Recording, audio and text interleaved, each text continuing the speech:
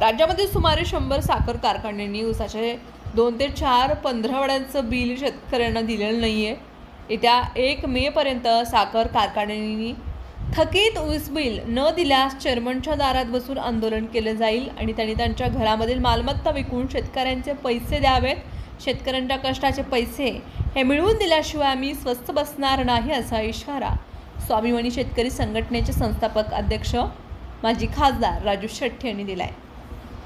गुरुवारी पंढरपूरमध्ये आयोजित पत्रकार परिषदेमध्ये ते बोलत होते. यावेळी स्वाभिमानी शेतकरी संघटनेचे जिल्हाध्यक्ष तानाजी बागल, विजय रणदिवे, पंचायत समितीचे माजी उपसभापती विष्णू बागल, जिल्हा कार्याध्यक्ष सचिन अटकडे, तालुकाध्यक्ष सचिन पाटील, जगदंबा उद्योग समूहाचे संचालक संतोष बागल, माळशिरस तालुकाध्यक्ष अजित बोरकर, नानासाहेब चव्हाण, सुशील शिंदे आदी उपस्थित होते.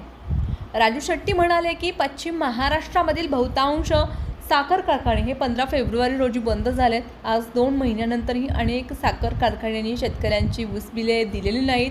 राज्यभरामधील 6000 कोटी तर सोलापूर जिल्ह्यामधील 360 कोटी रुपये ऊस हे बिल थकीत आहे आणि सोलापूर जिल्ह्यामधील एकाही आमदारानं हा विषय विधिमंडळामध्ये मांडला नाही.